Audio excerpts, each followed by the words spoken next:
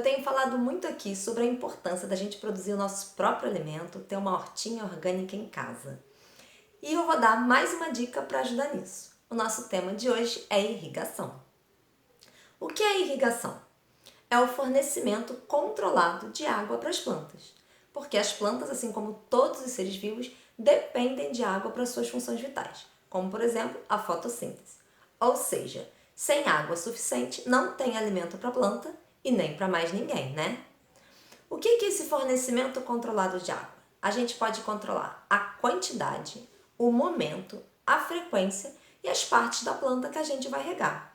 Ou seja, uma boa gestão da água, que vai ajudar na sobrevivência das plantas e também na produtividade, o quanto de alimento que a gente consegue produzir.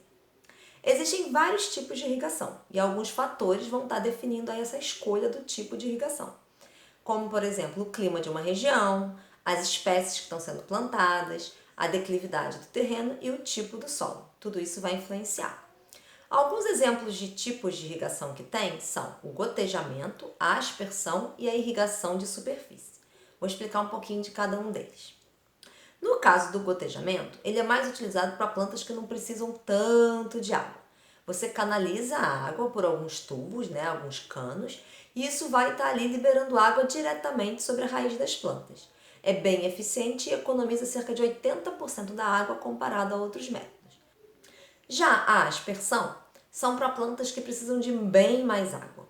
A água, então, ela é jogada através de um gotejador, pode ser em forma de spray, por exemplo, num terreno de forma semelhante à chuva, e a água é distribuída de modo uniforme para todas aquelas plantas. O terceiro exemplo é a irrigação de superfície, quando você tem uma água diretamente sobre o solo em alguns sulcos que são feitos no terreno. Aquelas áreas ficam constantemente inundadas porque as espécies precisam dessa água bem regular. Bom, agora eu vou dar dicas de como regar corretamente uma horta doméstica. O primeiro aspecto que eu tinha falado é em relação à quantidade de água, o quanto regar, né? É muito importante ter cuidado para não deixar a terra encharcada, porque o excesso de água ele deixa a raiz submersa e ela acaba ficando sem oxigênio e pode apodrecer. A gente deve sempre regar lentamente, seja num vasinho ou num canteiro, estando atento, observando se a água realmente está infiltrando no solo. Talvez até deixar uns intervalinhos entre as regras para esperar o solo absorver essa água. Além disso, a quantidade de água também deve ser limitada, pensando-se numa economia para evitar desperdício. Principalmente se for em momentos ou em locais onde tem muita seca, a quantidade de água é crítica, né? Então a gente deve usar o sol que realmente precisa. O segundo aspecto para a nossa dica é o momento. Quando molhar? Bom, o ideal é a gente molhar nas primeiras horas da manhã até umas 10 horas ou final da tarde, tipo de 3 às 5. No horário perto de meio-dia, de 11 às 13, não é legal porque a evaporação é muito rápida e a água que você vai colocar vai acabar se perdendo e não sendo suficiente para a planta. Além de que se estiver muito quente, com sol forte incidindo sobre as plantas, você fazer a rega pode causar um choque térmico na planta, principalmente na raiz. À noite também, por a evaporação ser bem menor, você acaba acumulando muita água nas folhas, que pode causar doenças. Então se liga para não regar nem na hora do almoço, nem à noite. Com relação à frequência, de quanto em quanto tempo a gente deve regar? Isso vai depender do clima, ou seja, se tiver muito calor, com muitos dias de estiagem, você precisa regar mais vezes. Se tiver chovido muito, não tem essa necessidade.